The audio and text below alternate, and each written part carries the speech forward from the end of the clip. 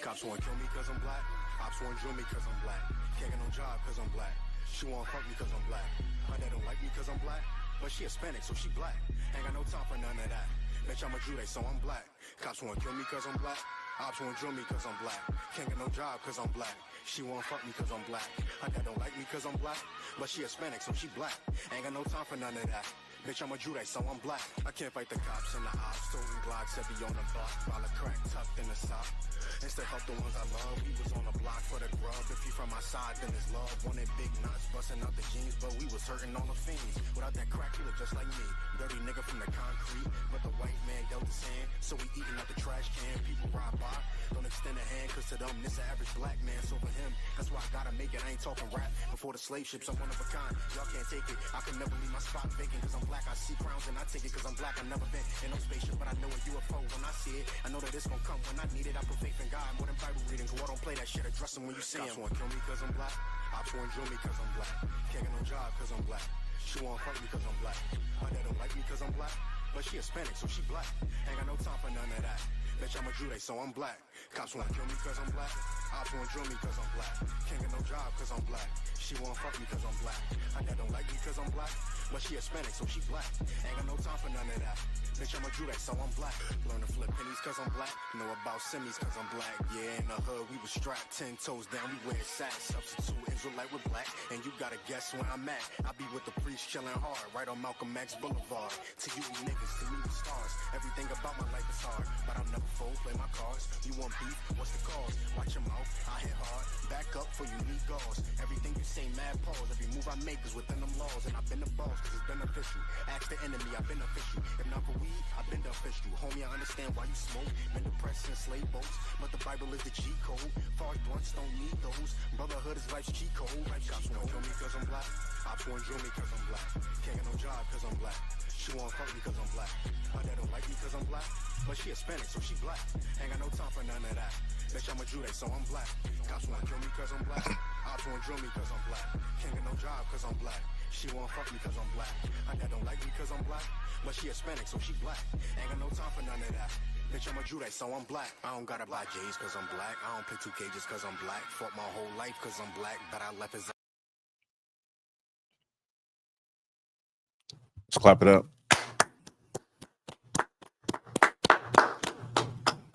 Hey, Shalom, Israel. This is Precinct Officer Thawah Gabar. I'm here with a young man, Jeremiah, Officer Abadi Allah, and we're going to go into the the Congress briefing about UFOs and what the world doesn't know about UFOs. Of course, we know what UFOs is. They call them unidentified flying objects. We call them identified flying objects. You know what I mean? Because we know what they are, and they've always been around. And yeah, then there was an airplane crash yesterday, UPS airplane crash, where I think 9 people died and then 16 people were missing. My question is, if it was a black man, was he qualified? I mean, I'm just wondering if it was a black man flying that UPS aircraft. Gee, I wonder if he was qualified. Shout out to Charlie Kirk. Right. So yeah, there's any other current events? Captain Debar Moff. Okay, let me see. So Captain Debar Moff. This is the captain in Minneapolis, Milwaukee. You sent it to me? Come on. I'm messenger. Go ahead. It's like, if I may. Yeah, go ahead. This is touch on what you're saying about the airplanes. It's crazy because, we just recently got off a flight. Me, you, Coleman's brother. And we all know that when we get on the plane, it has nothing to do with what the pilot is doing. You know what I'm saying? It's always the most high landing that plane. Exactly. You know what I'm saying? Or, how Commander Nahar was saying, if it is, a Judite or one of us flying that plane, he's extra qualified. You know what I'm saying? The Lord is more than likely with him than any other white pilot. So I'm getting on the plane. I'm seeing white pilots. So I'm like, throw out the prayers, man. Because come on, man. Yeah. You know what I'm saying? I don't never even think about it. Right. I don't even think about when we get on the airplane. it doesn't cross my mind. Now, I've thought about, airplanes crashing and being in the crash and all that, but as far as being, I should say worry about it. You know what I mean? We don't worry about it because we know the Most High is in control of everything. And the people that are on that plane, they don't even know that a priest and prophet is on that plane. And because we're on the plane, they are safe. Right. You understand? So, we don't think about it. But let me share this video of Captain Gabar Moth. And if you could, Abba, can you give me back, because you just informed me about this. Could you give me a backstory on this as I get the video? So like if I may, so what I'm seeing is, I guess a elderly brother, his owner, his state was, missing for a while, or not for a while, but for a short period of time.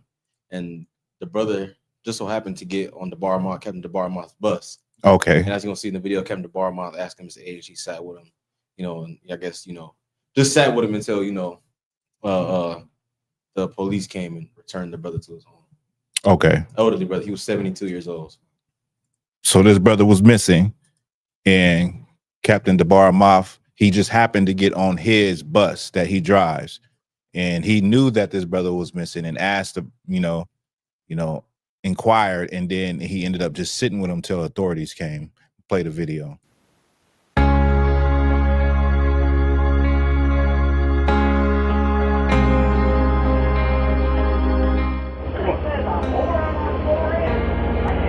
Let me ask you a question. How old are you?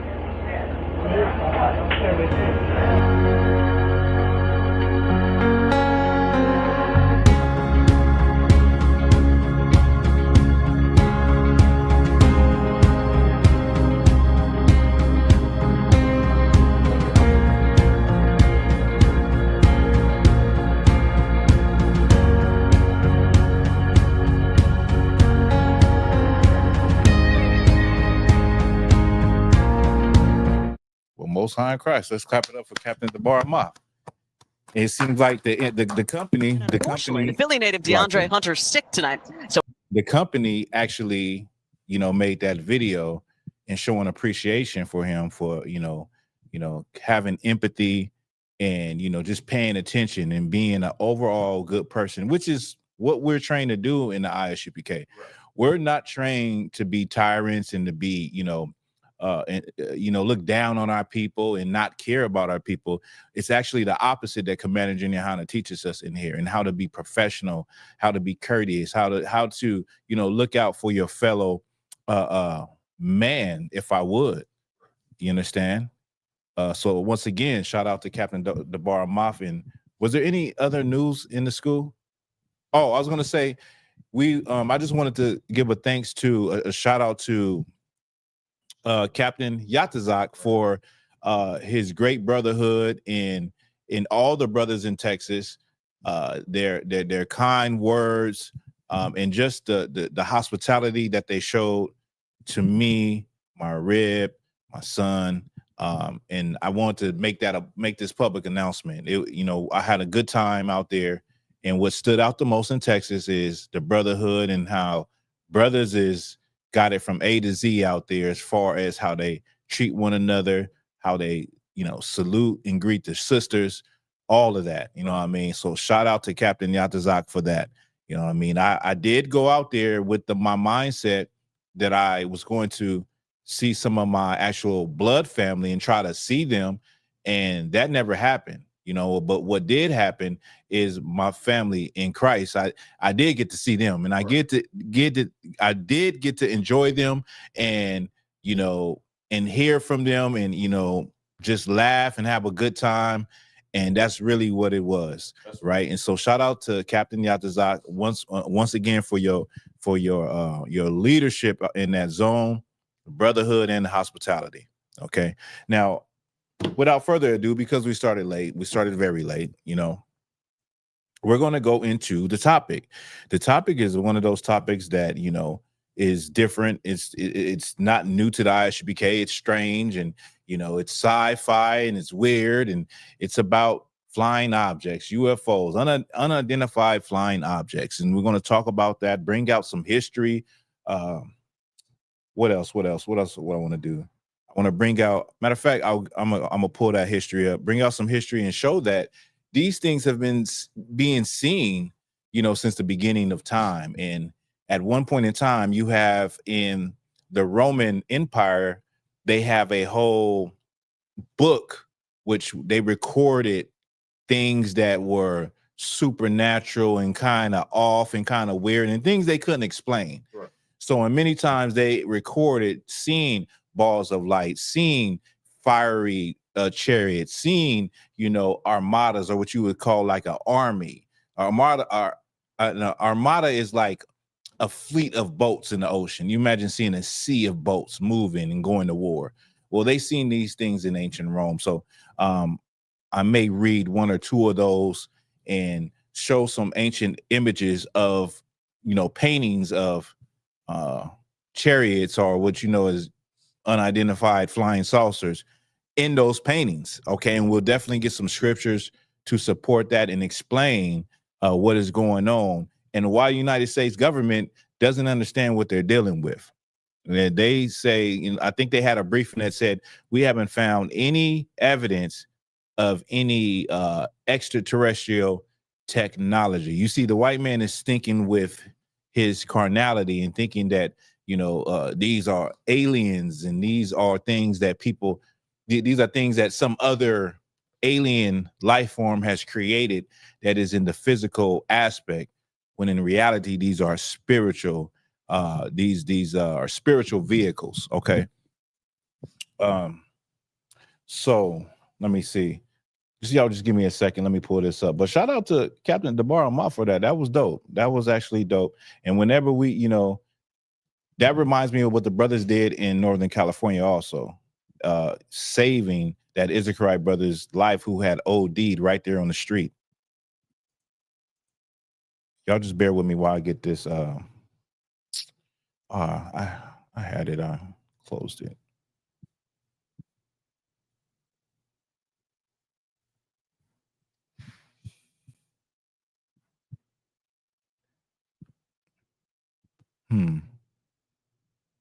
Where we at?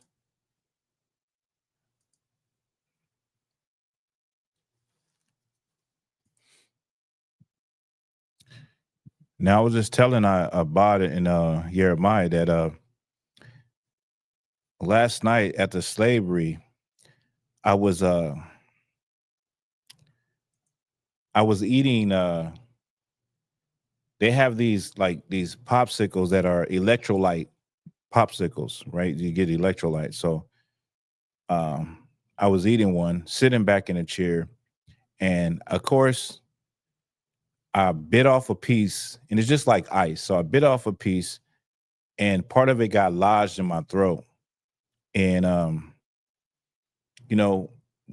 when I went to bring it back up, it scraped the inside of my throat. So I was feeling terrible. And at a certain point, I had lost my voice, and now it feels like a really bad sore throat, if you know what that feeling feels like. And so I was just laying around, feeling like I couldn't swallow and stuff like that. But I said, you know what? No excuses. No, I got one, Thawah. I said, no excuses. We're gonna get it in. We don't have no excuses. Now, I'm gonna pull this up. Let me share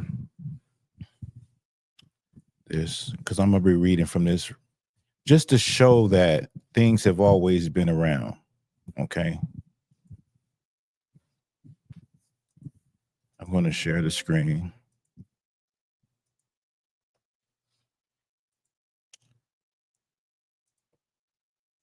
Are we sharing?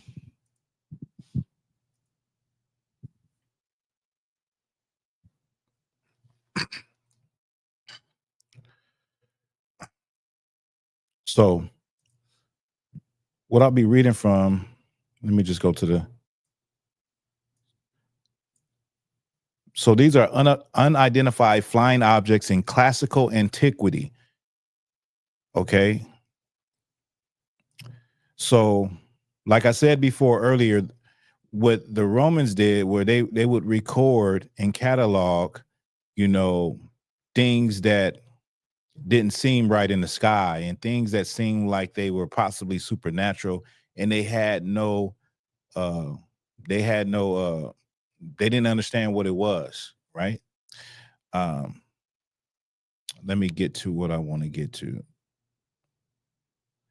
So right here it says in 217 BC, meaning before Christ, at Arpri, round shields, and they called these round shields parmas. And what I want you to understand is that the shield was round that they would use in war. So they're looking up at the sky and they seeing this they seeing round shields. So what they look at as round shields being metallic and shiny. Okay, they were seen in the sky.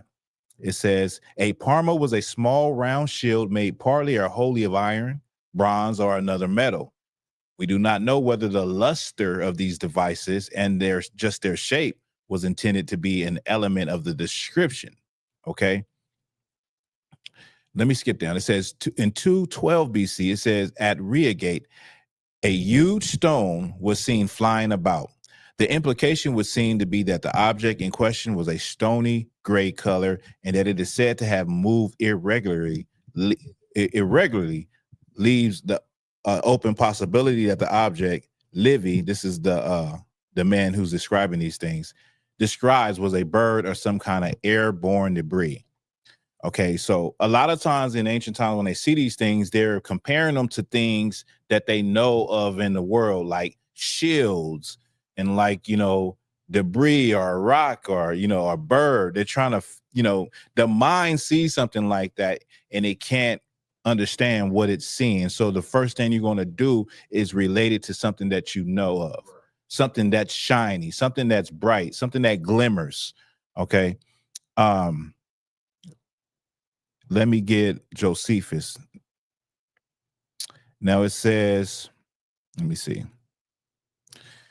So it says historically, the most famous sky army appeared in the spring of AD 65 after the death of Christ over Judea or Judah. The historian Josephus reports on the 21st of the month, on the month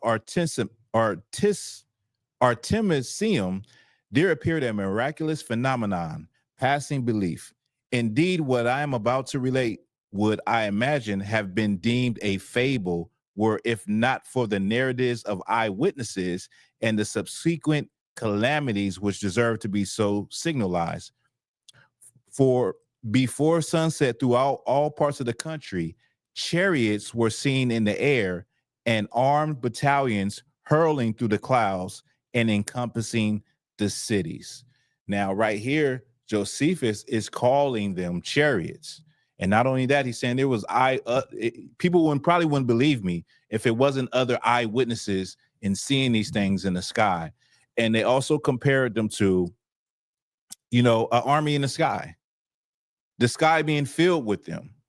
Now, if you just go search, this happens a lot in different countries. You see a sea of chariots or unidentified flying objects in the sky, whether they're glowing orbs or whether they're metallic or whatever the case may be. So right now, I just showed to you in ancient times, people were seeing these things.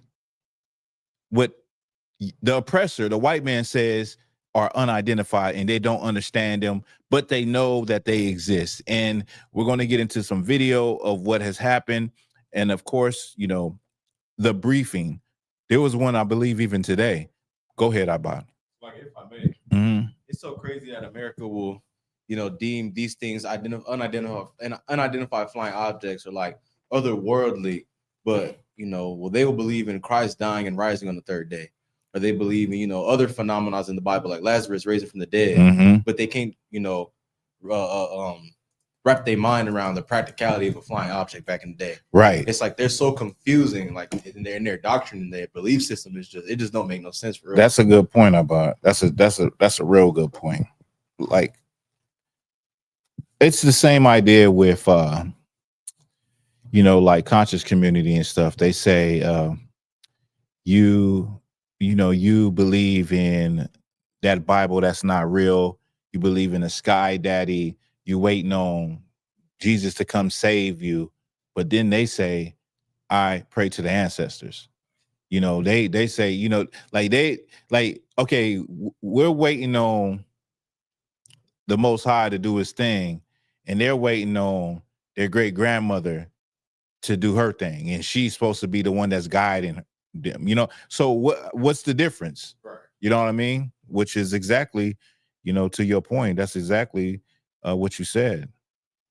If you could, let's get wait, I'm gonna play a video. Let me play this video real quick, and I want you to understand. Let's get a video of a chariot. Now, this was like about 10, maybe more than 10 years ago. This is a chariot that came down over Jerusalem. It came down over the Dome of the Rock. All right.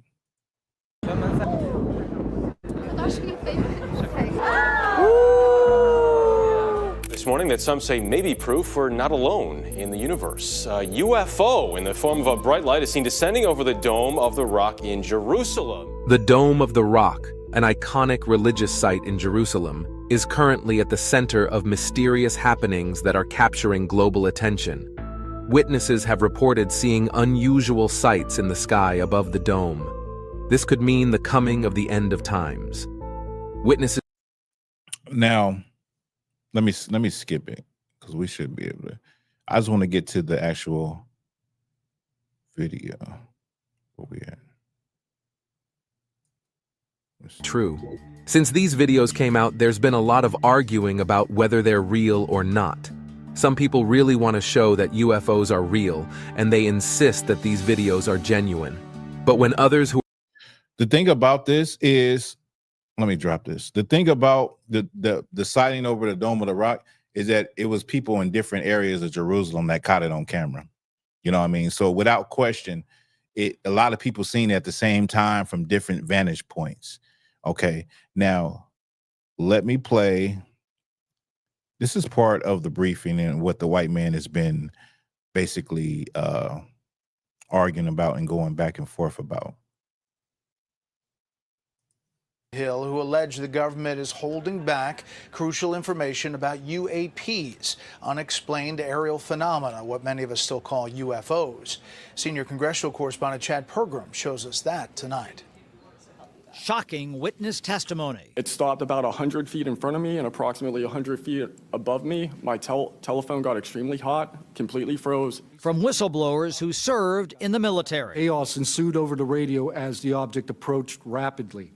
I heard my friends screaming, "It's coming right at us, it's coming right for us." People demand answers. There is something out there, and we should know as the people what it is. The hearing was enough to convince some lawmakers who were once skeptics. Growing up, I really never believed in UFOs or any of this stuff. I admit, I've become a believer.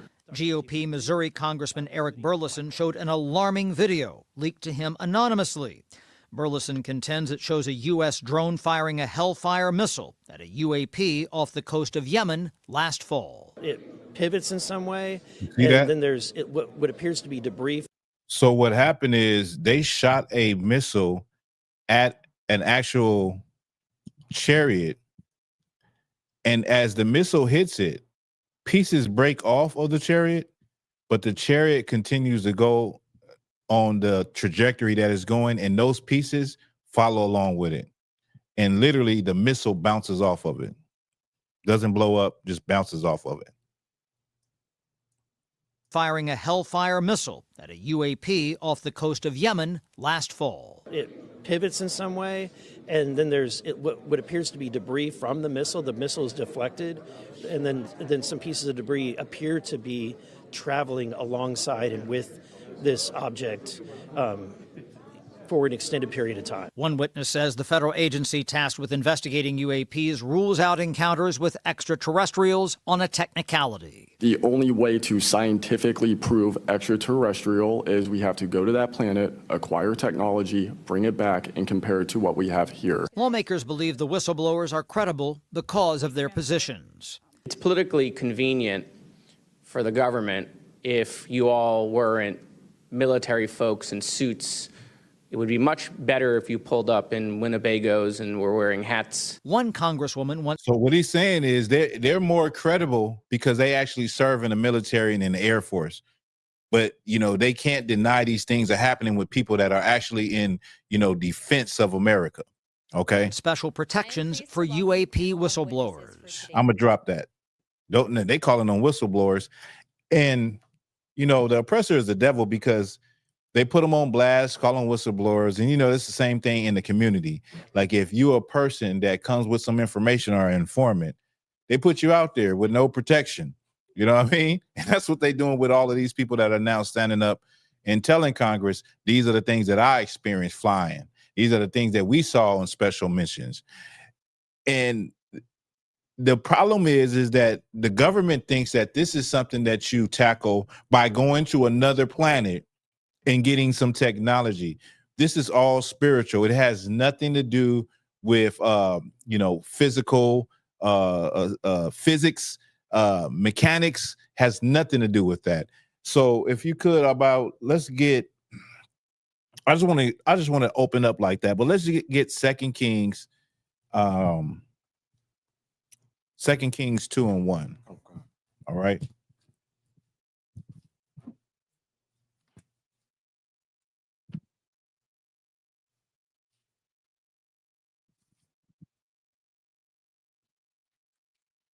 The book of 2 Kings, chapter 2, verse 1. Mm-hmm.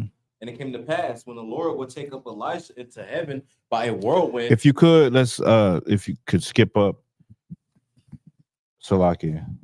That's 2 verse 1. Okay, we're going to read the whole thing then. Okay, go ahead. Oh, God. The book of 2 Kings, chapter 2, verse 1. Mm-hmm. And it came to pass when the Lord would take up Elijah into heaven by a whirlwind, Mm-hmm. that Elijah went with Elisha from Gilgal. And Elijah said unto Elisha, Remember Gilgal? We went over Gilgal some months ago. Gilgal was one of the first camps that the Israelites made a camp at after they crossed the Jordan River. Go ahead. And Elijah said unto Elisha, tarry here, I pray thee, for the Lord hath sent me to Bethel. And Elisha said unto him, as the Lord liveth, and as thy soul liveth, I will not leave thee. So they went down to Bethel. Verse 3, and the sons of the prophets that were with Bethel that were at Bethel came forth to Elisha and said unto him, knowest thou that the Lord will take away thy master from thy head today? Knowest thou? So these brothers came down to tell Elisha that Elijah was going to be taken away from the Most High. Now, Elijah was Elisha's teacher. And they said what to him? Come on. Verse 3, and the sons of the prophets that were at Bethel came forth to Elisha and said unto him, knowest thou that the Lord will take away thy master from thy head today? Thy master. Called him his master. You know, Christians and conscious people get caught up on what's the scripture about slavery? They relate to slavery. Slaves obey thy master. Yes. And I explained that to a brother. On Black Authentic Truth, that the master doesn't mean master how you thinking it means, like from slavery. It's a teacher. It's a man that's over you. He's a master at being a prophet. You know what I mean? It doesn't mean what you think it means and how it sounds, right? So Elijah is Elisha's teacher. He is over him. And they came and said, master. They used the word master. I just wanted to bring that out. That's good for your breakdown and showing that they don't know that the slavery that happened to us in the transatlantic slave trade is not what you think it is in the Bible. Okay, go ahead. Come on. And he said, yea, I know it. Hold ye your peace. Verse 4. He said, yeah, I know it, but hold your peace. Chill out. Go ahead. Verse 4, and Elijah said unto him, Elisha, tarry here, I pray thee, for the Lord hath sent me to Jericho. And he said, as the Lord liveth, and as thy soul liveth, I will not leave thee. So they came to Jericho. Mm-hmm. Verse 5, and the sons of the prophets that were at Jericho came to Elisha and said unto him, knowest thou that the Lord will take away thy master from thy head today? Mm-hmm. And he answered, yea, I know it. They said it again. He said, listen, yeah, I know the Lord is going to take him. Go ahead. Right. Hold ye your peace. Verse 6, and Elijah said unto him, tarry, I pray thee here. He said, wait here. Go ahead. For the Lord has sent me to Jordan. And he said, as the Lord liveth, and as thy soul liveth, I will not leave thee. And thy two went on. So like, and they two went on. Mm-hmm. Verse 7, and 50 men of the sons of the prophets went and stood to view afar off. Uh-huh. And they too stood by Jordan. So this was witnessed by other people, the sons of the prophets, and they stood afar off. They didn't, they stood just to see and look. Go ahead. And Elijah took his mantle and wrapped it together and smote the waters, and they were divided hither and thither. So that Elijah took his mantle, and smote the waters. He hit the waters. Go ahead. And so they too went over and on dry ground. Mm-hmm. This 9. also happened. Remember, this happened when the Israelites crossed the Jordan, when they first came into Gilgal also, that the water became dry. The river Jordan dried up so that they could walk across. Right. Go ahead. Verse 10. So like verse 9, and it came to pass when they were gone over that Elijah said unto Elisha, ask what I shall do for thee before I be taken away from thee. And Elisha said, I pray thee, let a double portion of thy spirit be upon me. So Elijah said, what can I do for you? Just ask me what you want me to do for you before I'm taken away. And he asked for a double portion of his spirit. He wanted to have the wisdom, the knowledge, and the anointing that Elijah had. Go ahead. Verse 10, he said, thou hast asked a hard thing. Nevertheless, if thou see me when I am taken from thee, it shall be so unto thee. But if not, it shall not be so. He said, well, you done asked a big thing. Like, that's a lot. But if you see me when I'm taken up, you're going to have that. But if you don't see me when I'm taken up, then it ain't going to happen. You're not going to get that double portion of my spirit. Go ahead. Verse 11, and it came to pass, as they still went on and talked, that behold, there appeared a chariot of fire and horses of fire, and parted them both asunder. And Elisha went up by a whirlwind into heaven. So a chariot of fire came and parted them. It separated them, and Elijah went up into heaven. Keep reading. Verse 12, and Elisha saw it. And Elisha saw it. So that meant that he got that double portion, right? Go ahead. And he cried, my father, the chariot of Israel and the horsemen thereof. So what he saw was the chariot of Israel and the horsemen thereof, right? Meaning a horseman is not, you don't have to necessarily think like a chariot, like what we know a chariot would be in our time, or like Roman times with wheels and horses pulling it and somebody going, a chariot, when you break it down, a chariot could be a vehicle. It's a vehicle of some sort. Right. And when you talk about a horseman, you're talking about a rider. Just in its plain, simple terms, you're talking about a rider, okay? Somebody who's riding whatever they're riding, okay? Or controlling whatever they're controlling as far as a vehicle. Keep going. What verse we on? Verse 12. And Elisha saw it, and he cried, my father, the chariot of Israel and the horsemen thereof. And he saw him no more. And he took hold of his own clothes and rent them into pieces. And he ripped them into pieces because he was sad that he was leaving, And let me pull up this, now this is a old icon of this actual instance that we just read about. Okay. Well, I thought I had it. I'll pull it up.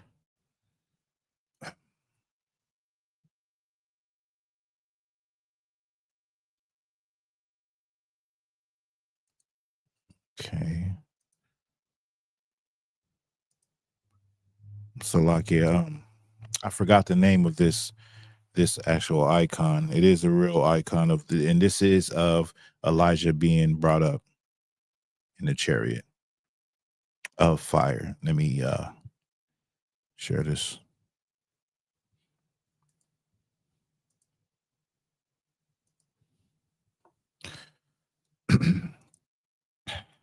Like, yeah. Let me remove this.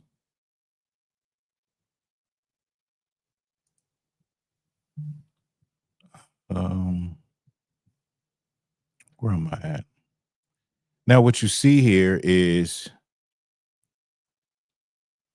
This is Salakia.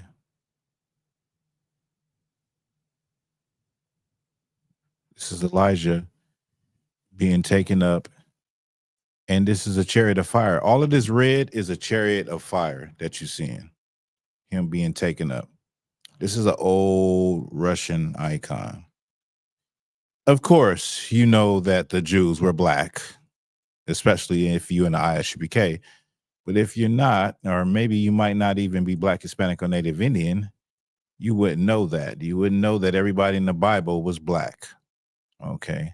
And before the white man came into power in the Renaissance period, every icon that you see had these people were black.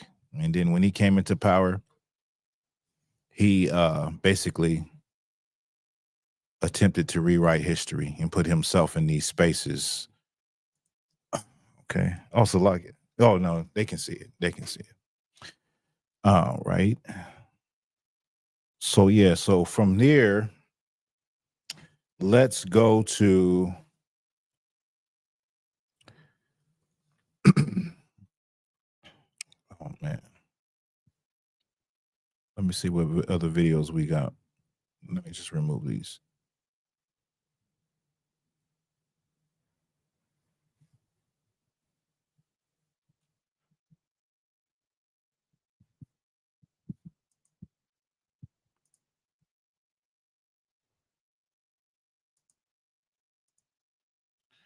All right. Let's get Isaiah 66 and 15. Come.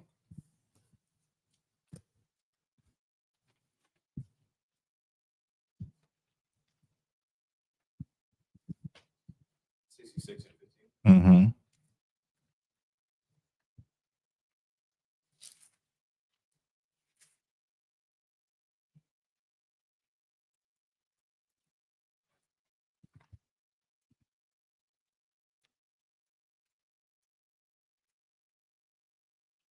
This is the book of Isaiah, chapter 66, verse 15. Mm-hmm. For behold, the Lord will come with fire, Mm-hmm. and with his chariots like a whirlwind, to render his anger with the fury, and his rebuke, with flames of fire.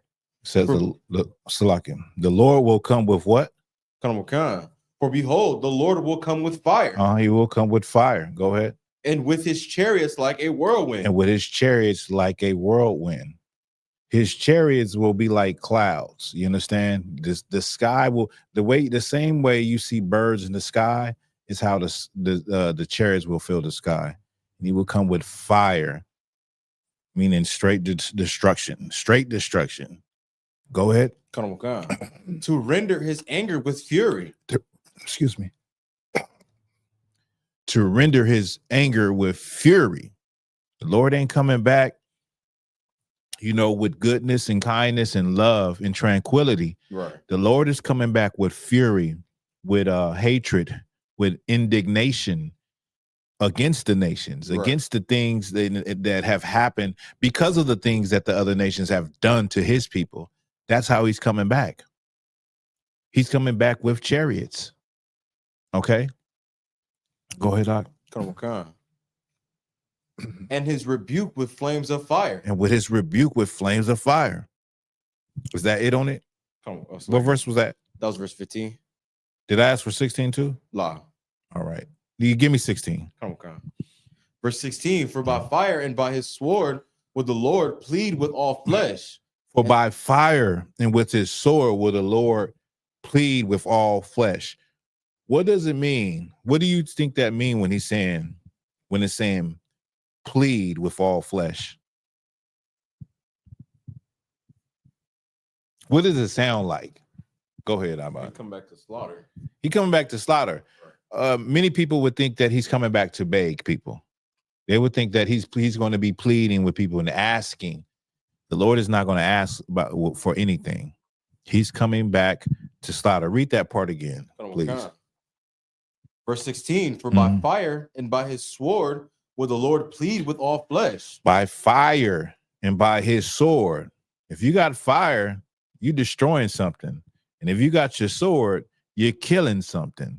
So we know it ain't pleading like you pleading and pleading for people to follow you, pleading for people to change their hearts, pleading for people to stop oppressing your people. No, you're coming to destroy. You're coming to kill those people that have done what they've done to your people. Go ahead, Abba. So, like, if I made a great example of what you were saying in verse 15, like, spirits are going to cover the sky, Independence Day. Will Smith. Say that again. A great example of how you saying the chariots are going to fill the sky. Exactly. Like clouds, Independence Day. That's a good breakdown. And I'm pretty sure many brothers and sisters have seen Independence Day, and you've seen where everybody, matter of fact, I'm gonna speak about that. Do you seen where everybody, was, I'll wait. I'll just wait till we get to that point. Okay. You can drop that. Now give me Isaiah 31:5. Before you get that, let's get, what's the one? Let's get Ezekiel.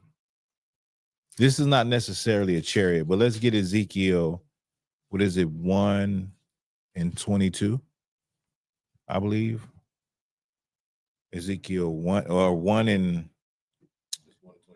or 1 in 6. It's 1:22. No.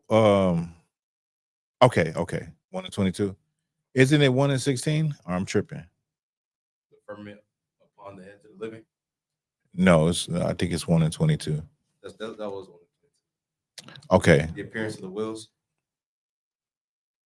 That's 1:20. Let's just 1:16. Okay. Let's start from verse 1 then.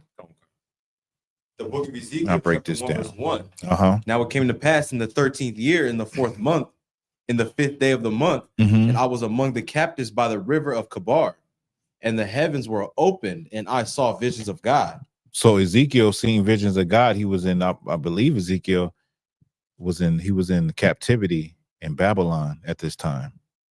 Let me make sure. I don't want to be wrong on that. I believe it was Babylon.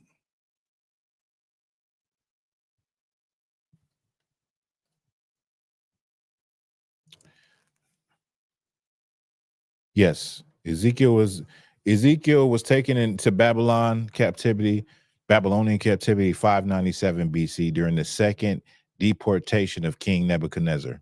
Okay, let's read it. Oh, God. Mm-hmm. The book of Ezekiel, chapter 1, verse 1.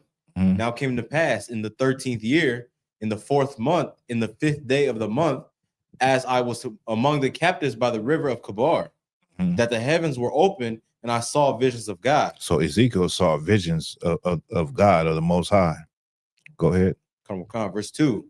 In the 5th day of the month, which was the 5th year of King Jehoiakim's captivity, the word of the Lord came expressly unto Ezekiel the priest, the son of Buzai, in the land of Chaldeans by the river Gabar. And the hand of the Lord was there upon him. And I looked, and behold, a whirlwind came out of the north, a great cloud, and a fire enfolding itself, and a brightness was about it. And out of the midst thereof, of a fire enfolding itself. I don't know if y'all remember that image, that scene on, like you were saying, on Independence Day, when the chariot first came into the city. It came through the clouds, and it was just like fire, just enfolding in a cloud on itself. Go ahead. Come on.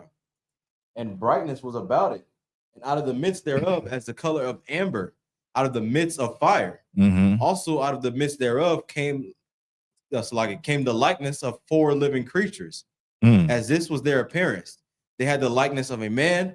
Everyone had 4 faces, and everyone had 4 wings. So these 4 creatures had the likeness of a man, meaning like the body shape of a man, but they had 4 faces. What was the 4 faces again? So like Revelation? No, I'm telling you what you just read. You just read it. And everyone had 4 faces, and everyone had 4 wings. Everyone had 4 faces, and they had 4 wings. Go ahead. And their feet were straight feet, and the sole of their feet was like the sole of a calf's foot, Mm. and they sparkled like the color of burnished brass. Go ahead. Verse 8. And they had the hands of a man under their wings, and their 4 sides, and they 4 had their 4 faces and their wings. So these I don't want to say creatures, but these angels were like burnished brass in color. They had 4 wings. They had the likeness, the body shape of a man. They had 4 heads. Did it get to the point of where what the heads were? Not yet. Okay, keep going. Verse 8, they had hands of a man under their wings on their 4 sides. They had hands of a man under their wings on the 4 sides. Go ahead. And they 4 had their faces and their wings. Mm-hmm. Their wings were joined one to another. Okay. They turned not when they went. They went everyone straight forward. So these, he's describing what he's seeing, right? And he have 4 of these what he considers, or a person would consider a beast, has wings, 4 wings, 4 heads, the body of a man. The hands are down. All of these heads are covered with the wing. Go ahead. Verse 10. And as for the likeness of their faces, they 4 had the face of a man and the face of a lion on the right side, and they 4 had the face of an ox on the left side, and they 4 also had the face of an eagle. So these 4 beings had the face of a man, a lion, an eagle, and what else? A lion, a man, a lion, an ox, and an ox, right? Keep going. Verse 11. Thus were their faces and their wings were stretched upward. 2 wings of every one were joined one to another, and 2 covered their bodies. So you had 2 wings going up in the air, 2 going down, covering the bodies. Go ahead. Verse 12.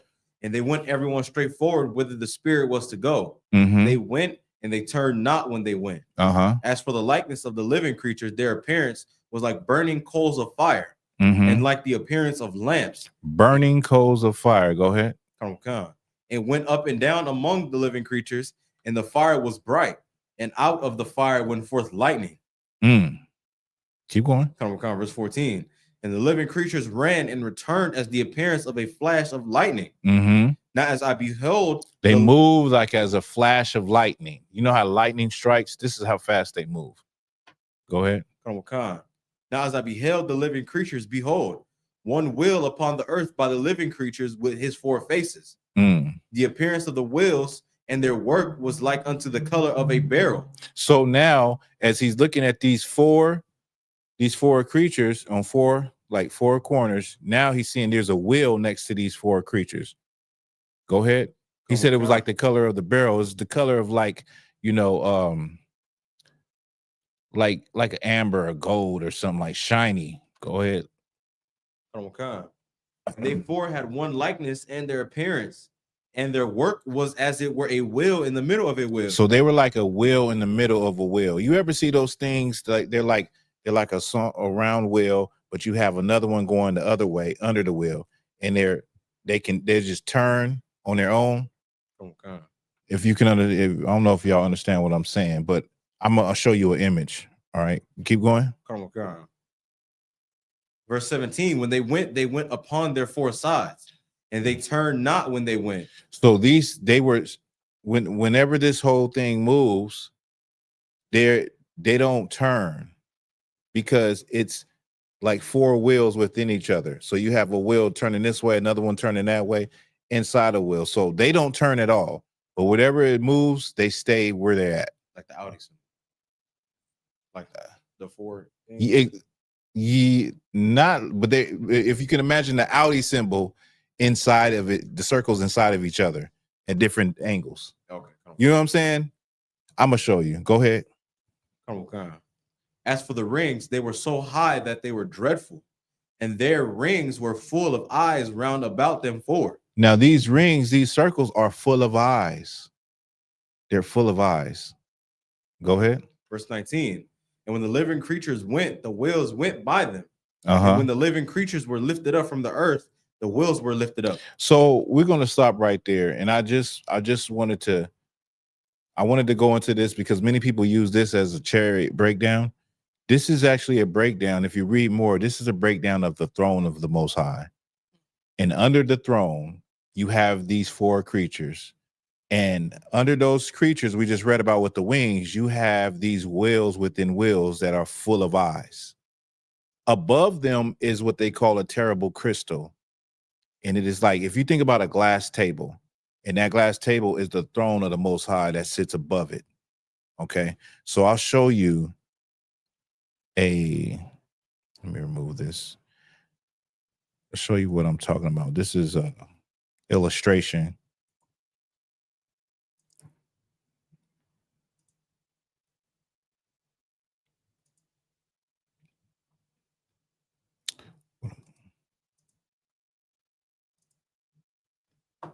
And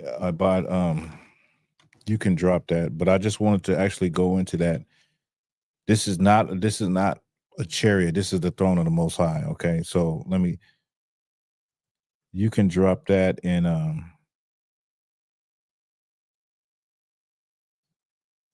we did Isaiah 31:5, right?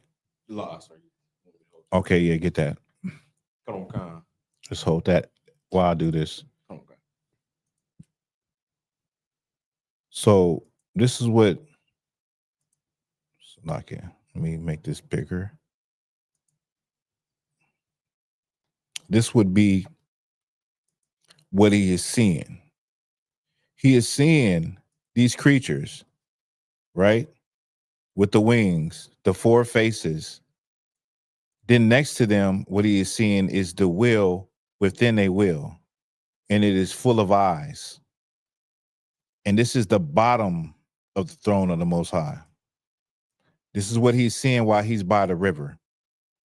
I just wanted to give an illustration so we can understand what he is seeing. You understand? This is not a chariot. So I hope that was, edifying and understanding. At another time, we can go into it, but I know that a lot of people will use that will within the will for a breakdown on chariots. This is talking about the throne of the Most High. This is the vision that Ezekiel is seeing while he's in captivity. He's in captivity under the Babylonians. All right. Now, if you could, you get what I asked for. That is, go ahead. You got a question? No, it's like I was going to read the scripture. Isaiah 31:5. Come on. The book of Isaiah, chapter 31, verse 5. Now we're getting back to, and before you get into that, let me show you some old pictures of chariots. Okay. Now these are old frescoes of chariots. Like, this is a image you see on the left is the actual picture. I zoomed it in so you could see the chariot. This is supposed to be of the birth of Christ, and Mary being told she's going to have a child in Christ, and a chariot with clouds, shining a light down on her. This image is actually from an old icon of the crucifixion. And in the background, you have these chariots will just look like sparks of light, but in the inside, you have someone driving it. This would be considered angels. Okay. Right here, you have another one with a chariot in the actual, I don't know the name of this picture, but in the actual painting. And also here we have chariots. These icons are, of course, whitewashed. None of these icons were ever white people. They were never white people. They have been whitewashed. Go ahead, Abad. So like in the last one, the baby got abs. Good night. What's this one? The last. Yeah, that's a style. That's a style. That's like that Michelangelo, Leonardo da Vinci type painting. That's a type of style. If you could, you got that. Oh God. The book of Isaiah, chapter 31, verse 5. Uh-huh. As the birds flying, so will the Lord of hosts defend Jerusalem. Mm-hmm. Defending also, he will deliver it, and passing over, he will preserve it. He says, as birds flying, also, I'm sorry, read that again. Okay. How do you say it? The book of Isaiah, chapter 31, verse 5. Mm-hmm. As birds flying, so would the Lord of hosts defend Jerusalem. As birds flying, when you look in the sky and you see birds, you see a sea of birds moving in a flock. That's what it's talking about. Right. It's saying just like how you see birds flying in the air, that's how I, the Most High, is going to defend my people. I'm going to defend Jerusalem. The sky is going to be filled with chariots. Right. Go ahead. Come on. Defending also, he will deliver it. And passing over, he will preserve it. The defending also, he will deliver it, and passing over it, he will preserve it. You know what I mean? That's how the Lord does all of his work. When it comes to angels, angels are in, they're in these chariots. They are doing missions. And I'm gonna show you an angel that did a mission, a real life mission. Just how how the white man tries to do missions and he goes and tries to assassinate somebody or stop something from happening or stop somebody from becoming, a mayor or a president of some place that he wants to control, and he sends some mercenaries to go do that. The Lord does it better than anyone. He sends angels to bring storms, to bring thunder, to bring tsunamis, to bring hurricanes. The Lord uses angels for these things. You know what I mean? He also uses angels to protect his people, to watch over his people. It's not the Lord that knows you. For you Christians, the Lord don't know you. The Lord don't personally know you. But the angels do. And they go up and down from earth to his realm, and what we call in the school the fourth dimension, reporting on things that are going on in earth. Right. Just like a military. The Bible tells you in Exodus 15:3, the Lord is a man of war. The Lord, look at the Lord not just as a father who is merciful, but look at the Lord as a top general, a top, I don't know what is the highest. What's the highest you can go about? A general. Look at the Lord as a supreme general, supreme. You know what I mean? And then you look at his room, and he got all of these other supreme top guys in there. Then under them, more supreme top guys until you get to the regular ones, the angels. That's coming back and forth between this realm, the earth, and his realm, and we're making reports and saying, yeah, these Edomites is trying to do this. Esau is planning this. This is what Esau is trying to do. Okay, we're going to do this. Send out some angels to go handle that. Go take care of that. That's how it works. It don't work like in Christianity, how, prayers go up, blessings come down. Yeah, the prayers go up, but the angels are taking them prayers up there. You know what I mean? The Lord is my personal savior. It don't work like that in the Bible. You know what I mean? We're done on that. We're done on that precept. If you could, and how the Lord defend, I'm gonna give you an example. So let's the 10 plagues, right? Those 10 plagues were brought by angels of Egypt, right? Also, the scripture what is the story where the angel came at night and killed the whole army of the Syrians? And when they woke up, the whole army was dead. I don't remember the particular story, but the Lord sent an angel, a death angel, to go handle that. And the whole army was dead. Go ahead. So, like, if I may, another account is when David had sinned, and the Lord sent the angel to give David an option: if you do this, or 3 days of this, or blah blah blah this. Right. And then David chose this, but when he looked up, he saw an angel holding the sword out over Jerusalem. Men was dying and stuff like that. Mm-hmm. Just another account of the Lord sending the angel to handle his work. Exactly. And I believe it's also Joshua. When Joshua seen the angel, and if we could get that, Joshua seen the angel, and he pulled his sword out on the angel. And he said, are you with us or are you against us?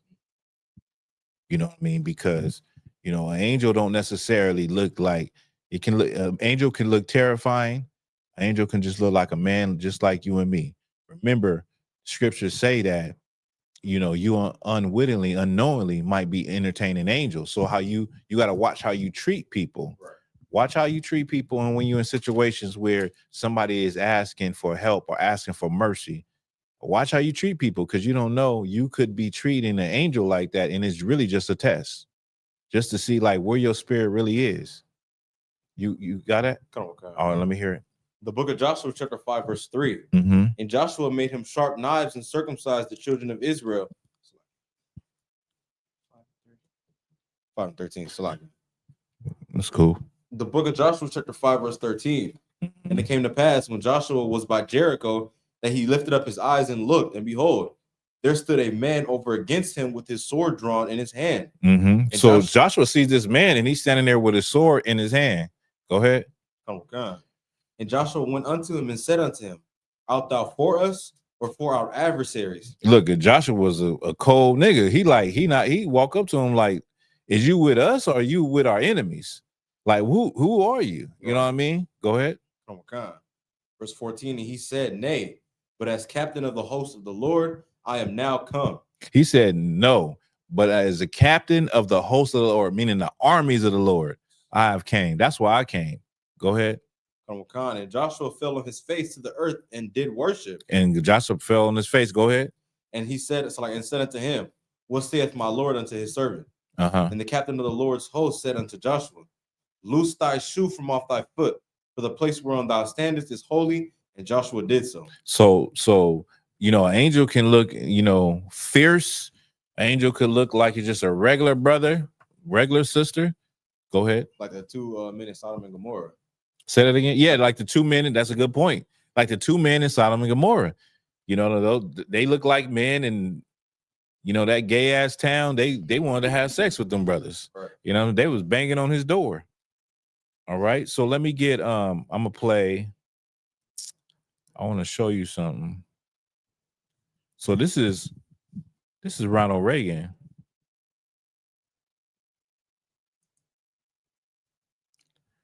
So on 3 different occasions, Ronald Reagan talked about an outside force or threat where everybody would have to come together. And let me get Donald Trump first. Let me get Donald Trump.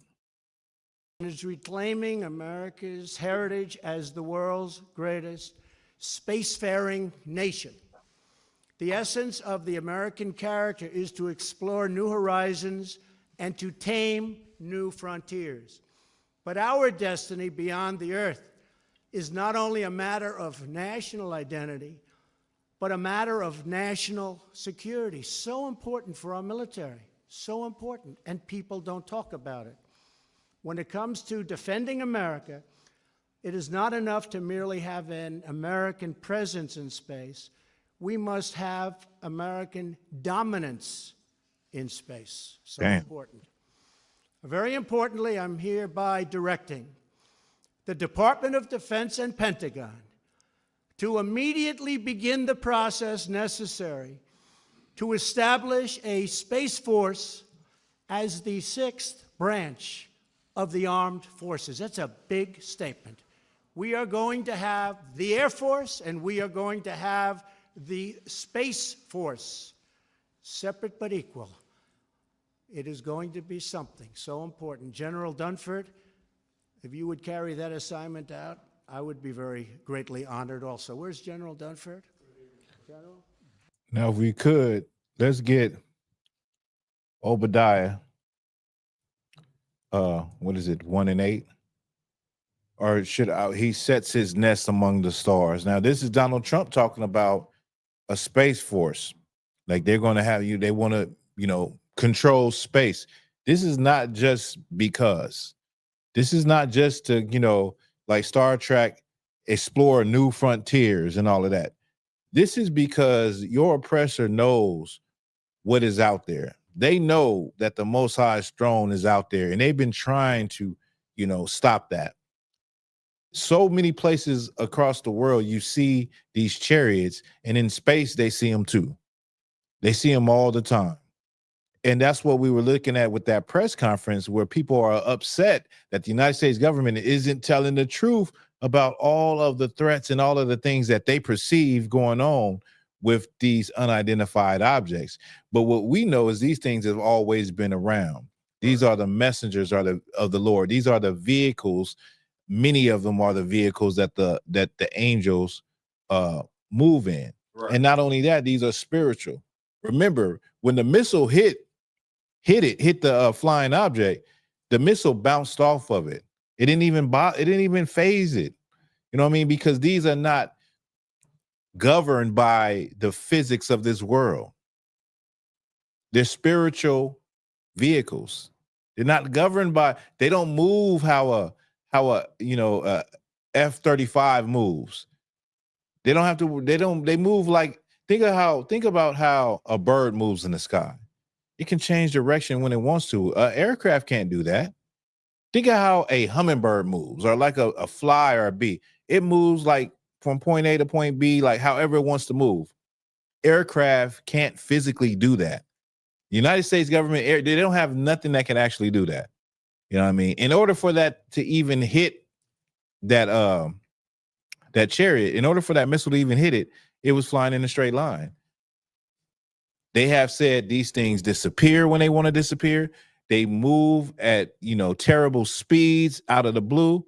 It's like we can't even fathom the technology that they have. We need to get the technology that they have. Remember, the man said, only how we can prove this is if we go to another planet and get the technology that they're using. The technology is spiritual. The technology is of the Lord. You can't get it. You can't have it. Go ahead. Come on. The book of Obadiah, chapter 1, verse 4. Uh-huh. Though thou exalt thyself as the eagle, and though thou set thy nest among the stars, thence will I bring thee down. Now, so they exalting themselves. This is a prophetic spiritual saying right here that was written thousands of years ago. And Donald Trump is just showing you who America really is. So we want to dominate space. We want to start this space station, and we want to start this, the Space Force. They had their own uniform. It sounds like a movie. It sounds like you're watching a movie. You'll be watching a movie, the Space Force, a cartoon, Space Force. You know what I mean? And fighting the unknown threats that might be out there. But the Bible has spoken about this a long time ago. And it's happening right now before your eyes. It's been happening since they said the eagle has landed, since they tried to say they have space superiority. And we're the first to make it to the moon, whatever that was. But it fulfilled prophecy when they said the eagle has landed. Read that from the top again. The book of Obadiah, chapter 1, verse 4. Though thou exalt thyself as the eagle. You're proud American. The eagle has landed. Go ahead. And though thou set thy nest among the stars. And you set your nest, meaning your bases, amongst the stars. You set your sights amongst the stars. You said, we want to go there. One day we want the rich to be able to go to Mars. One day we want to have a space station so we can fight any unknown threat that might want to attack the world. Go ahead. Thence will I bring thee down. The Lord is going to bring them down. No matter how much resources they put and how much technology they acquire to shoot down something. You see what that missile did to that UFO, to that chariot. It did absolutely nothing. It bounced off of it. It reminds me of the beginning of that movie. What's that movie with The Rock, where he's like, they're shooting missiles at him and stuff, and he's just like diverting the missiles. He's like a superhero. Oh, Black Adam. Okay. Reminds me of that, you know what I mean? Where the missile just bounce off with the chariot. It's like cartoonish. It's like, what? Like, I'm an angel on my way to go handle business for the Most High. Nigga, you really think you're going to stop me? Right. Like, I'm not even in the, okay, I know you can see me, but I'm not really in the realm that you in. I mean, we on two different levels. Your missiles and all that, we're on two different levels. I can't be stopped. You know what I mean? So where we at? That was it? That was it, right? Okay. Let me get let's see. So now I want to let's get Ronald Reagan and what I was saying about Ronald Reagan. Ronald Reagan said on many different occasions about an unknown threat that could possibly come and, take over the world. So let me play that. I couldn't help at one point in my discussions privately with General Secretary Gorbachev, when you stop to think that we're all God's children, wherever we may live in the world. Good night. I couldn't help but say to him, just think how easy his task and mine might be in these meetings that we held if suddenly there was a threat to this world from some other species, from another planet, outside in the universe. Now, this is what you forget. You've been hearing this your whole life, and this has been the playbook your whole life. If y'all want to turn off the air? It's too cold. This has been the playbook your whole life about an unknown threat coming, an alien threat coming to the world and destroying it. That has been the whole playbook of Hollywood when it comes to anything that is not from this world, is that it's going to be an alien invasion. Ooh, flying saucers, aliens trying to take over the world. That has always been a thing. right? That's all we've ever seen. It's never been you know, you look at it at like you know, it's other people coming from somewhere else, from another planet. It's always some grotesque alien that's coming to take the resources of America or the world and kill off mankind. Let me get back to it. Go ahead, Abad. So, like, if I may, America is so focused on the external things or things that's going to come, but they're not focused on what's already here. Right. Like, they so focused on aliens coming and invading and destroying America when they should be worried about North Korea.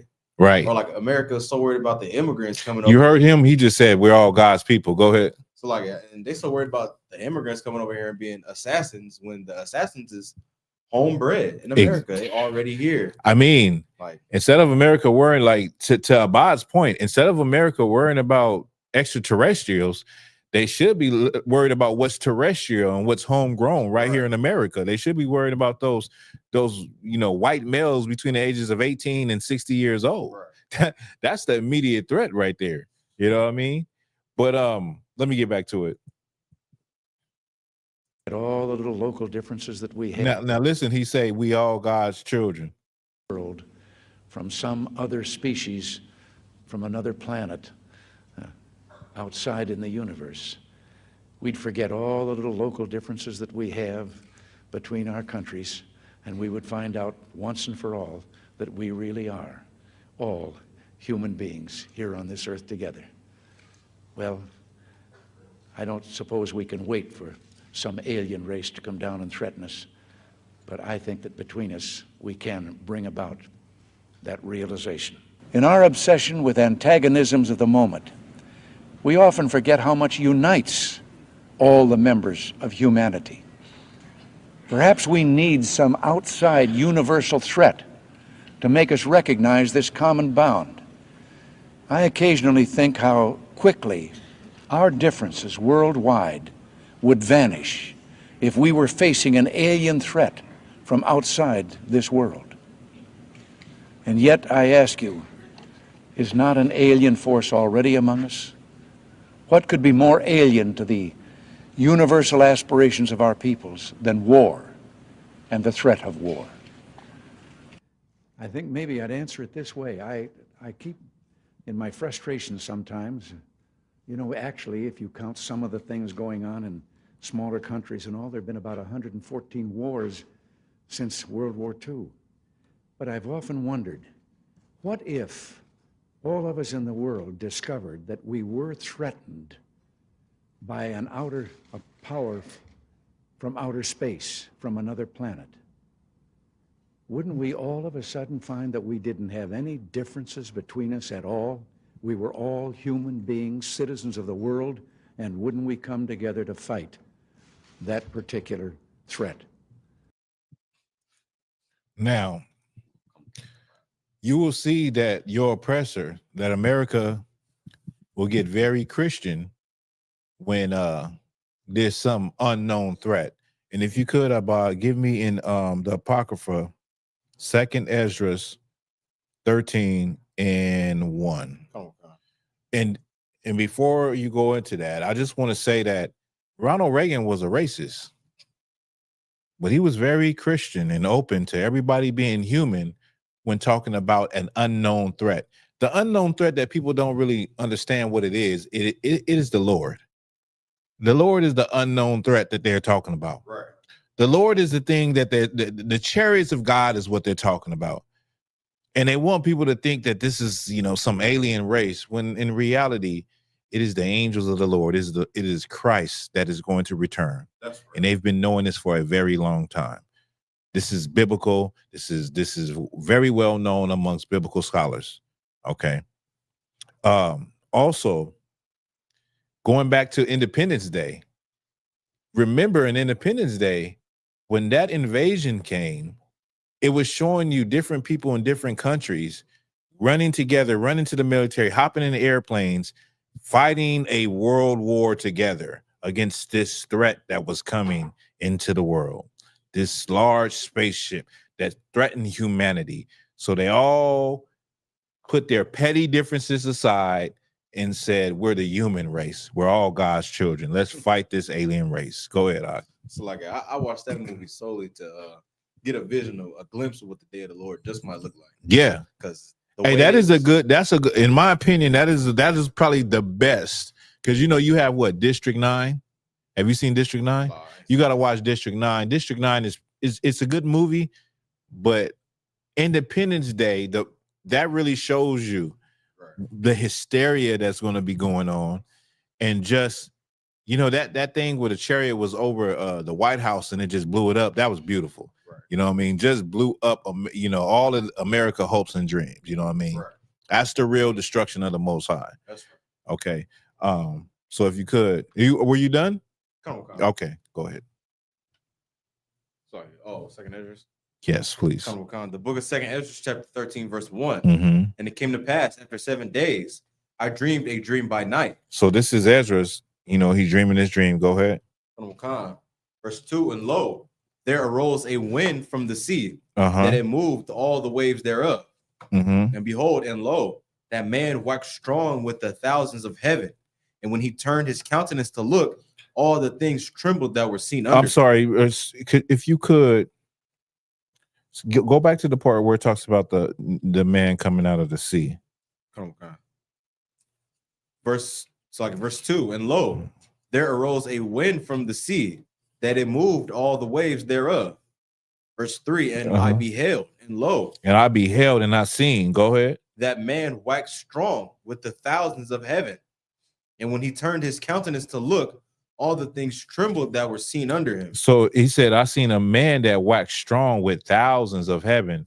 And when he turned and looked, it said, what did it say? It's like, and when he turned his countenance to look, all the things trembled that were seen under him. And all the things trembled that were seen under him. Everything he looked at trembled. Go ahead. Verse 5, so like verse 4, and whensoever the voice went out of his mouth, all they burned that heard his voice. Damn. Like so whenever he said something, all they that heard his mouth, they burned. Go ahead. Like as the earth faileth when it filleth the fire. Mm. And after this I beheld, and lo, there was gathered together a multitude of men out of number from the four winds of heaven, so like of the heaven, to subdue the man that came out of the sea. This is talking about your other nations. Right. This is talking about what Ronald Reagan was just talking about. This is talking about how they will come together when Christ return to, put away their petty differences to fight. Go ahead. But I beheld, and lo, he had graved himself a great mountain and flew upon it. So this man that came out the sea, who is Christ, he engraved a mountain and flew upon it. Jerusalem, the high city. Go ahead. But I would have seen the region or place whereof the hill was graven, and I could not. And what I'm breaking down to you is said later on. We're probably not going to read it all, but when I'm breaking down to you how I know it's Jerusalem is because Ezra's asked the angel afterward the meaning of all this. So you can go read this for yourself. Okay, go ahead. And after this I beheld, and lo, all they which were gathered together to... What verse are you on? 8? Verse 8. Okay. Verse 8. And after this I beheld, and lo, all they which were gathered together to subdue him were sore afraid, and yet durst to fight. So now, all of these nations that come together when Christ returns, they're going to be afraid, but they still going to fight Christ. Like the oppressor, like America, France, Britain, Australia, all of these places, all of these people, all of these nations are going to come together to fight Christ. And they're going to be afraid, but they still going to fight.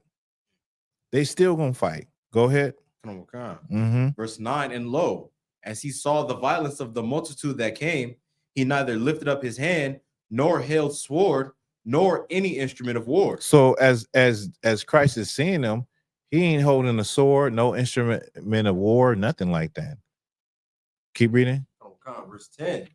But only I saw that he sent out of his mouth as it had been a blast of fire, not of his lips a flaming breath, and out of his tongue he cast out sparks and tempests. Verse 11, and they were all mixed together, the blast of fire, the flaming breath, in the great tempest, and fell with violence upon the multitude which was prepared to fight. So he just spoke, flames and fire and destruction came out of his mouth, and it fell upon the multitude that were gathered together to fight. You know, the Americas, the Europes, you know, all of the Arabia, all of these nations, the Asia, all of these nations coming together, their nuclear power, their military might, their tanks, their aircraft, and all of that. And he just looked at them and spoke, and the flames and fire and wind and everything came upon them. Go ahead. And burned them up every one, so that upon a sudden of an innumerable multitude, nothing was to be perceived. And after that, it burnt them all. And after that, nothing was to be found of them. You understand? They are going to come together to fight the Most High. These, like, you got to really think about the mind of the oppressor. We're going to be afraid, but they still are going to chamber up the rounds. They still are going to load up the cannons, the tanks. They still are going to get the fighter jets ready. They're still going to fight. You know what I mean? And that's what Ronald Reagan was talking about. That's what Independence Day was showing you. Right. You understand? It was showing you how all of them going to put away their petty differences. You know, Russia don't like America. China don't like America. America don't like Russia. They're going to put all that away and try to fight the Most High. Right. But they won't win. And guess what? The Lord will be, the chariots will be in the midst of all of that. If you could, let's get Psalms 104:3. And then after that, we'll get Zechariah 5:1, and we'll end it with that. Psalms 104:3, please. The book of Psalms, chapter 1. Let me wait, before we get that, let me show you something. Before you get that, let me drop this with Ronald Reagan. And then we're going to end with who is in those chariots. We're going to find out who is in those chariots. Who is in those unidentified flying objects. We're going to find out firsthand. Okay. Let me play this. Let me show you something. Now, I'm going to give you a backdrop of this video. So what is happening, and we've seen the first video where the missile bounced off. They tried to shoot a chariot and it bounced off. Now what we have here is a warhead that is moving at thousands of miles per hour, and we have a chariot come in and dismantle it. All right. At this stage, the rocket was traveling between 11 and 14,000 miles per hour. The rocket is traveling at between 11 and 14,000 miles an hour. At this stage, the rocket was traveling between 11 and 14,000 miles per hour when a saucer-shaped craft entered the frame. It flew into the frame like this, and it shot a beam of light at the warhead. Now, remember, all this stuff is flying at several thousand miles an hour.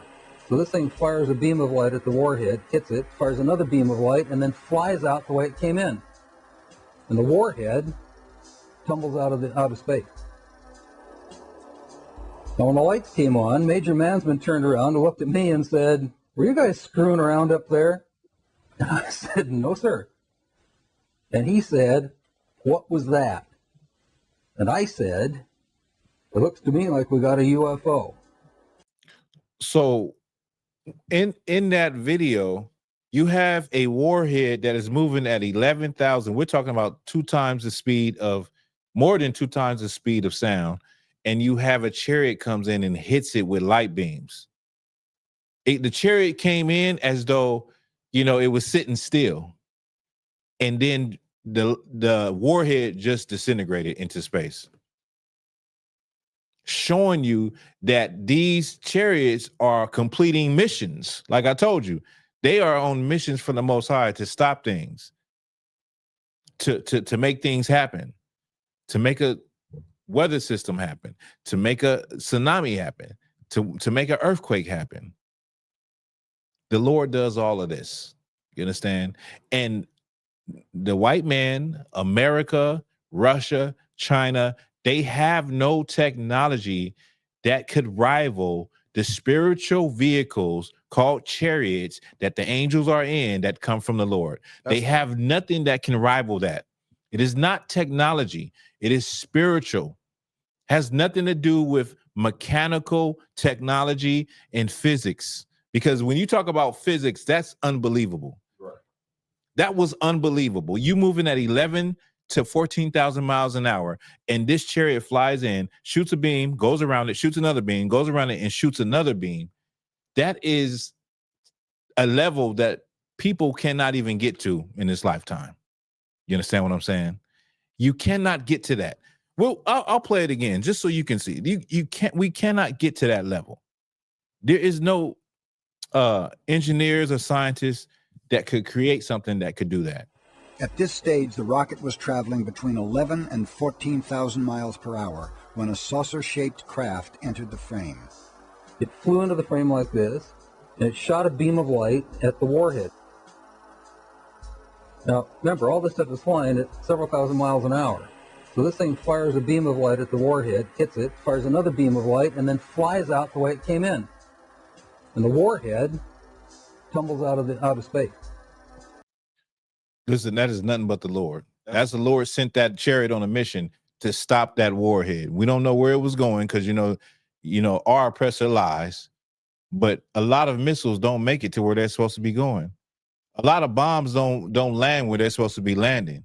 A lot of cars don't, hit people they were supposed to be hitting. A lot of bullets don't hit people after going through walls and they were supposed to hit somebody. Some people get shot at point blank range and they don't know why they didn't get shot because they was looking down the eye of the barrel. You know what I mean? The Lord is in control of everything. And just to show that, if you could you get me Deuteronomy 32, 29, 32? Okay. I kill, I heal. Okay. Mm-hmm. If only you knew who was in control, man. Also not 32.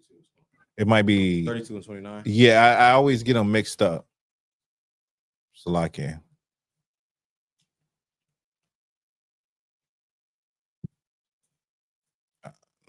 I help you out.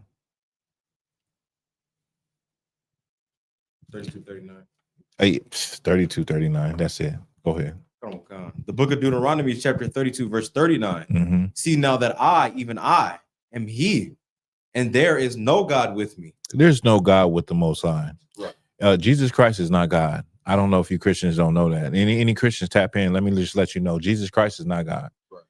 Jesus Christ is the mediator between us and the Most High. Right. Jesus Christ is our brother in Christ. He's our king, but he is not God. Right. He said it out of his own mouth. The Most High is Yahweh in the Hebrew. He says what? Say it again. Read it. I'm sorry. Read it again, please. So like in the book of Deuteronomy, chapter 32, verse 39. Mm-hmm. See now that I, even I, am he, and there is no God with me. There's no God with the Most High. Go ahead. I kill and I make alive. I kill. He kills and he makes alive. Go ahead. I wound and I heal. Mm-hmm. Neither is there any that can deliver out of my hand. There's no one that can. You can't deliver yourself out of the Most High's hand. He does all of these things that we see happen in the world. You just seen what happened with that UPS airplane. It took off. They can't explain why one of the engines fell off, why it was taking off. Hell, maybe a chariot came we couldn't see and hit the damn engine, make the engine drop off. I don't know. You know what I'm saying? But we know that everything happens because the Most High allows it to happen. Right. He's in control and he makes those decisions. Right? You could drop that now. Let's get Zechariah 5:1. While you get that, let me see if I can find this.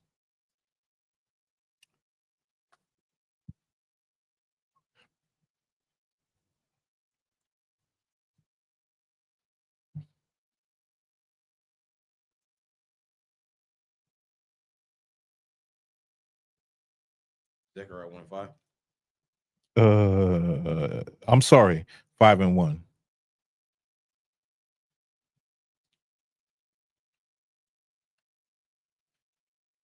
Right now. Yeah, go ahead. The book of Zechariah, chapter 5, verse 1. Mm-hmm. Then I turned and lifted up mine eyes and looked, Mm-hmm. and behold, a flying roll. Uh-huh. And he said unto me, what seest thou? And I answered, I see a flying roll. So Zechariah looked up and said he's seen a flying roll. Go ahead. Okay.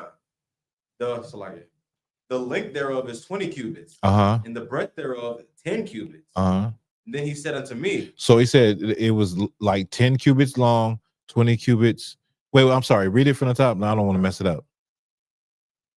Verse 2, and he said unto me, what seest thou? And I answered, I see a flying roll. He's seen a flying roll, like a roll, like think of like a rectangle shape. Okay, go ahead.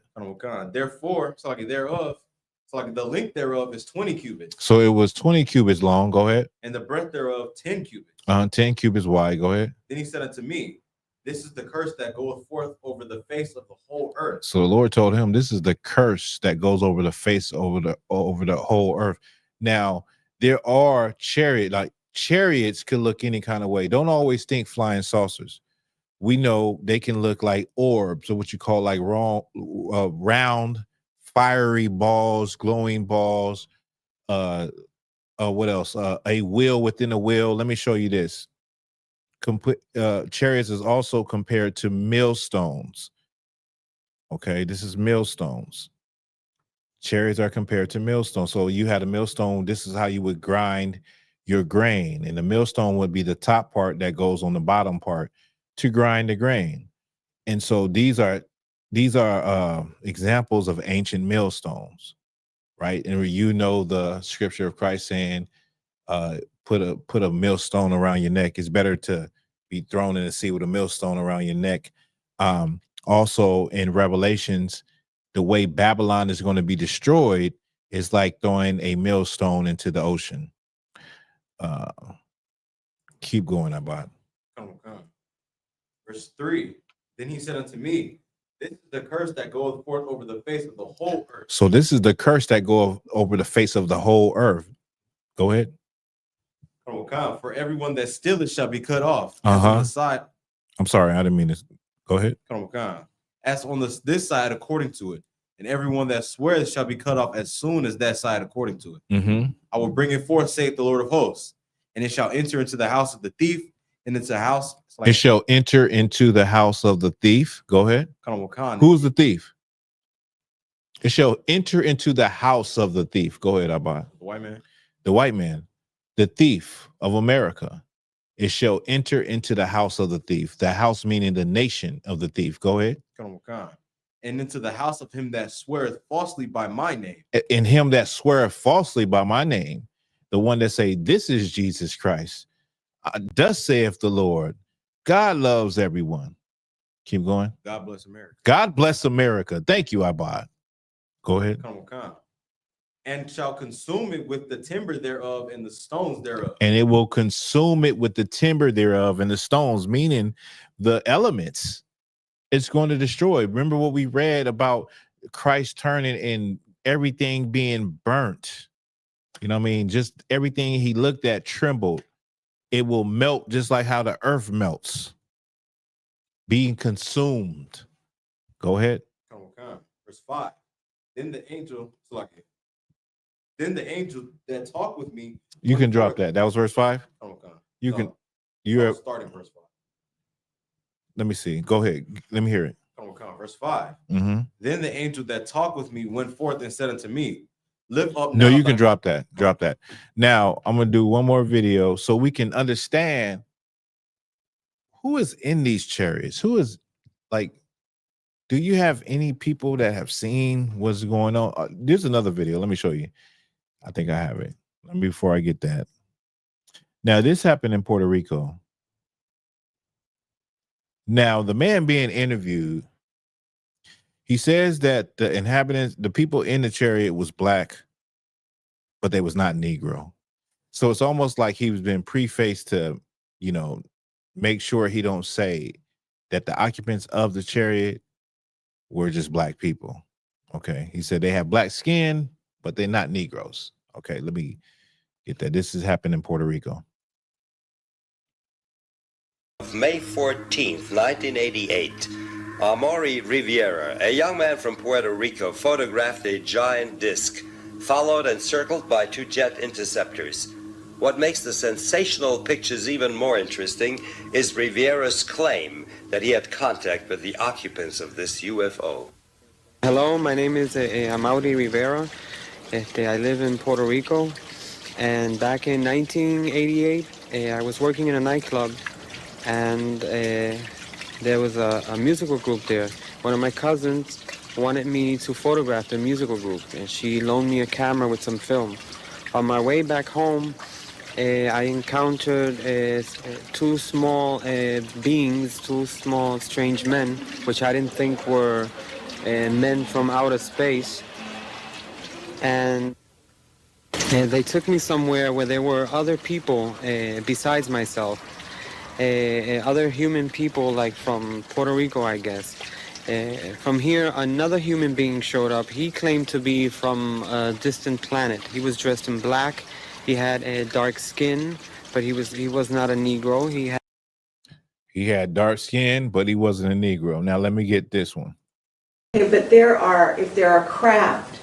Before I go on, this is a ex-NASA scientist. His name is Norman Burgum, if I'm correct. And he's going to tell you that what he's seen on UFOs are unidentified flying objects getting out of them. There are beings. Okay, people have asked me about, I call them vehicles, okay? Right. Now, I did not call them objects. That was too neuter for me. Okay. I had a Stanford professor said you ought to call them objects. No. They have all of the qualities of a vehicle. Mm-hmm. They can move. You know, they're just like a missile or anything like that. So that much we can say about them, for sure. Okay. So I'm calling it a vehicle. Okay. Okay, somebody comes along and says, well, now where would you manufacture one that's 2.5 Earth lengths long?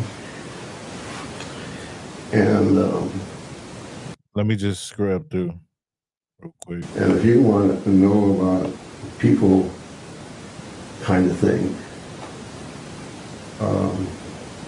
there is the ship that picked up the Voyager capsule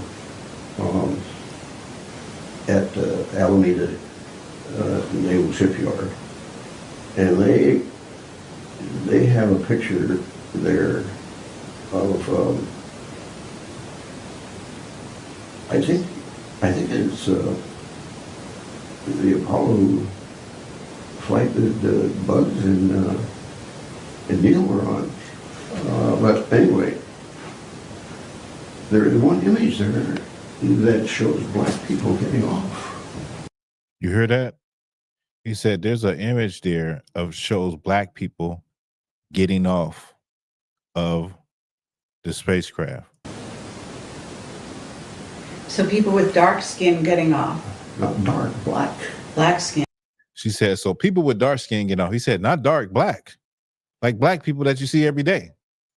Let me rewind that. There is one image there that shows black people getting off. So people with dark skin getting off. Not dark, black. Black skin. Really black. Yeah. So now this is an ex-NASA scientist that is telling you they have pictures of black people getting off of UFOs, or what you call unidentified flying objects. He said, I don't call them objects, I call them vehicles, right? So what we all understand as far as the Bible is that everybody in the Bible was black, including the angels in the description of the Bible. They were black. So it's not a surprise that the angels are black. So if you ever wonder what is going on with these things, these are spiritual vehicles that angels, move around in. You know what I mean? And the angels are black. The people in the Bible were black. That's right. The Lord uses chariots. It may seem weird to you. It may seem crazy to you that, an angel ain't just a white baby with wings and the Cupid arrow flying around. But this is what the Bible says. Right. This is what is coming out in the historical record. This is what people are saying. This is what an ex-NASA engineer has said. You know what I mean? That's what that Puerto Rican said. He said, I think he was saying he was trying to cover it up, but he did say they were men, long black hair, black skin, but they wasn't Negro.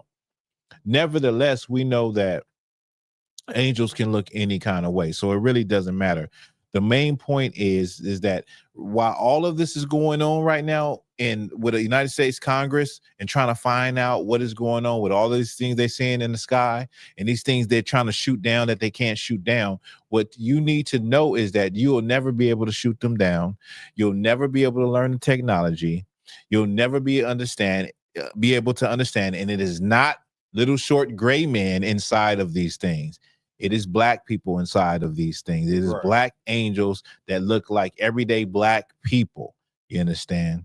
So I hope brothers and sisters was edified with, this breakdown and understanding what is actually there. You know what I'm saying? You know what I mean? Like, brother, your brother be trying to like bring some stuff out. You know what I mean? I hope brothers and sisters appreciate what I'm bringing out. And it's all scripture based. It's all truth based when it comes to that. Listen, ISUPK is the home of the truth. That's right. We the home of the truth since 1969.